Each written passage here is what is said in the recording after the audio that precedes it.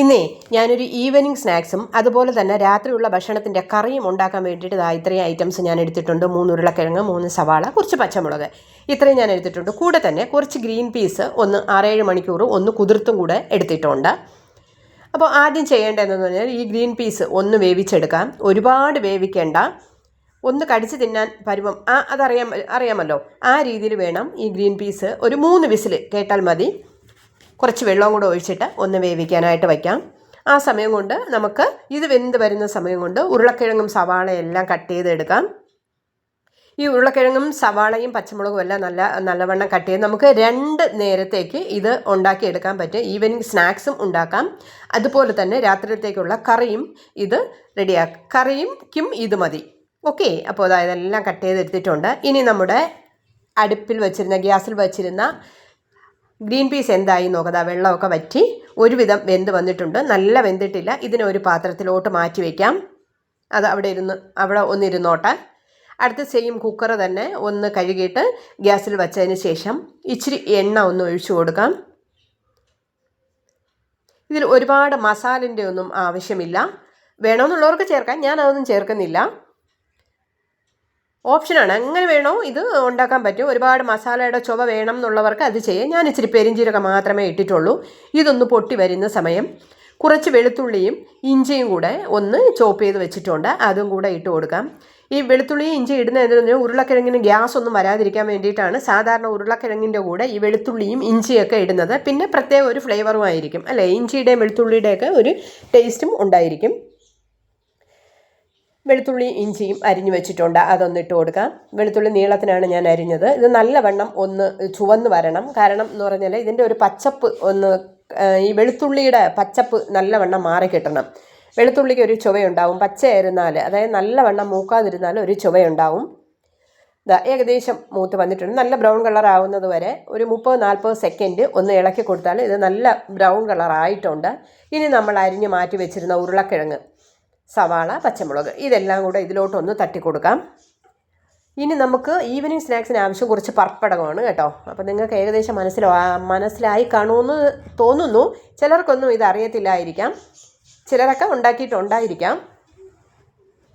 ഞങ്ങളിതൊരു കടയിൽ പോയപ്പോൾ ഒരു തട്ടുകടയിൽ നിന്ന് കിട്ടിയതാണ് കേട്ടോ. അത് ഇവിടെയൊന്നും അല്ല, അങ്ങ് എറണാകുളത്ത് പോയ വഴിക്ക് നമുക്ക് ഒരു തട്ടുകടയിൽ നിന്ന് കിട്ടിയ സംഭവമാണ്.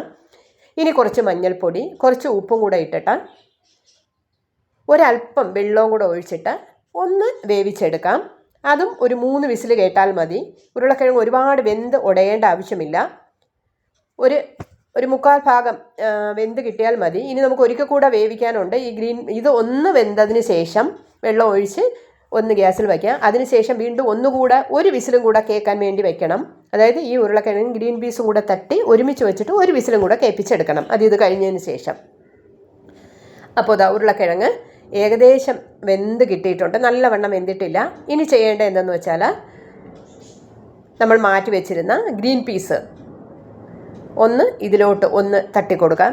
ഈ സമയം ഞാൻ ചെറുതായിട്ട് ഗ്യാസ് ഓൺ ചെയ്ത് വെച്ചിട്ടുണ്ട്. ഇതൊന്ന് മിക്സ് ചെയ്യാം.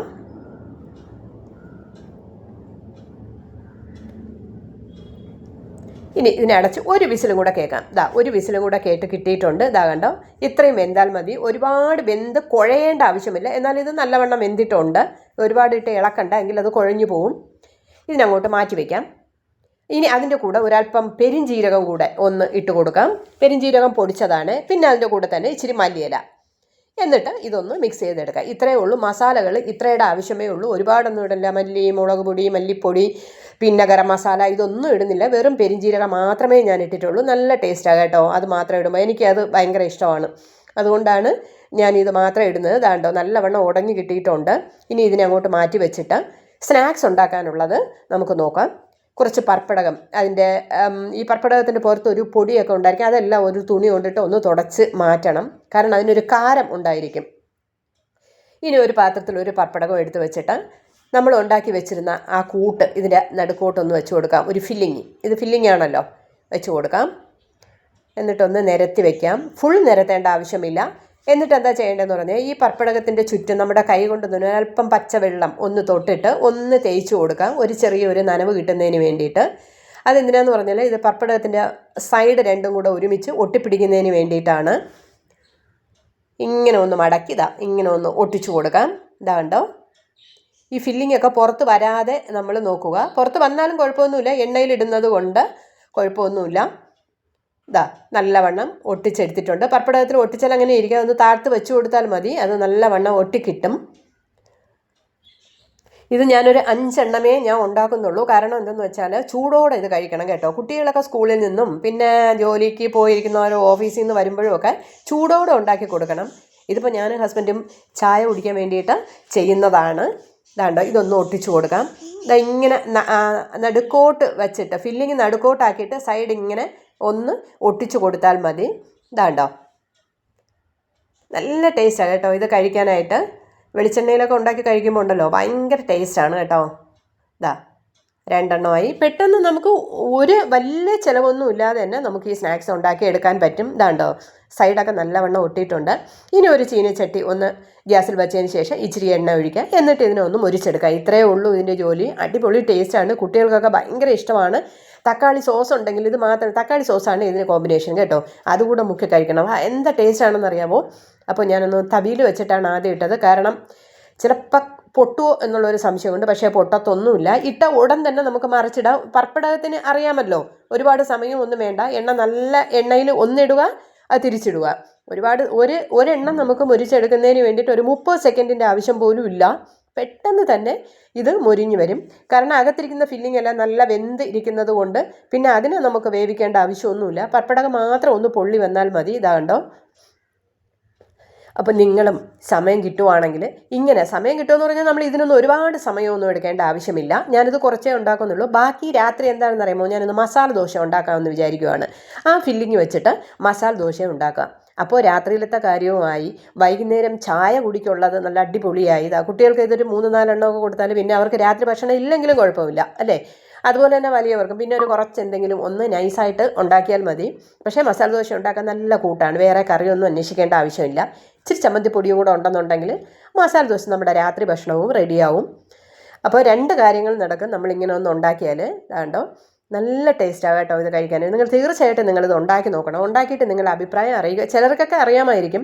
ഇതൊരു തട്ടുകടയിൽ നിന്ന് കിട്ടിയതാണ് കേട്ടോ. ഞങ്ങൾ എറണാകുളം പോയ വഴിയിൽ നിർത്തി ഒരു കടയിൽ നിന്ന് കിട്ടിയതാണ്. അപ്പോൾ അതിൻ്റെ കൂട്ടെല്ലാം ചോദിച്ച് മനസ്സിലാക്കി അങ്ങനെയാണ് ഞാനിത് ഉണ്ടാക്കി നോക്കിയത്. നല്ല അടിപൊളിയായിരിക്കുന്നു കേട്ടോ. നല്ല മണം വരുന്നുണ്ട് പപ്പടകത്തിൻ്റെയും ഈ വെളിച്ചെണ്ണയിലാണ് ഉണ്ടാക്കിയത്. മാക്സിമം നിങ്ങൾ വെളിച്ചെണ്ണയിൽ ഉണ്ടാക്കാൻ നോക്കുക. അപ്പോൾ അതിനൊരു പ്രത്യേക ടേസ്റ്റാണ്. ഒരുപാട് വെളിച്ചെണ്ണയൊന്നും ആവത്തില്ല കേട്ടോ. ഒരു 150 ഗ്രാം വെളിച്ചെണ്ണ ഒഴിച്ചാൽ ബാക്കി മിച്ചം വരും. ഇനി വരുന്നവർക്ക് ഉണ്ടാക്കി കൊടുക്കാൻ ഈ വെളിച്ചെണ്ണ തന്നെ മതി. ഒരു പപ്പടകം മുങ്ങുന്നതിന് ഒരുപാട് വെളിച്ചെണ്ണയുടെ ഒന്നും ആവശ്യമില്ല. നല്ല ഹൈജീനിക്കായിട്ട് നല്ല ആരോഗ്യത്തോടു കൂടി നമുക്ക് കുഞ്ഞുങ്ങൾക്ക് ധൈര്യമായിട്ട് കൊടുക്കാം. ഒന്നും പേടിക്കേണ്ട ആവശ്യമില്ല. എല്ലാം നമ്മുടെ കൈ കൊണ്ട് ഉണ്ടാക്കിയ സാധനം തന്നെയാണ്. ഇതാകണ്ടോ, ഇത്തിരി തക്കാളി സോസിലൊന്ന് മുക്കി ഒന്ന് തിന്നണം കേട്ടോ. എന്താ ടേസ്റ്റ് എന്നറിയാമോ? ഇത്തിരി കട്ടൻ ചായ ആയാലും അത് ചായ തന്നെ വേണമെന്നില്ല. ഒരു കട്ടൻ ചായയും ഇതിൽ നിന്നൊരു 2 കടിയും കൂടെ ആയാൽ നമുക്ക് രാത്രി വരെയുള്ള നമ്മുടെ വയറും എല്ലാം ഫില്ലിംഗ് ആയിരിക്കും. ഓക്കെ, അപ്പോൾ നിങ്ങൾ ഇത് ഉണ്ടാക്കുക. ഉണ്ടാക്കിയിട്ട് നിങ്ങളുടെ അഭിപ്രായങ്ങൾ അറിയിക്കുക. എന്തുണ്ടെങ്കിലും നിങ്ങൾ ഒന്ന് അറിയിക്കുക. Okay, by.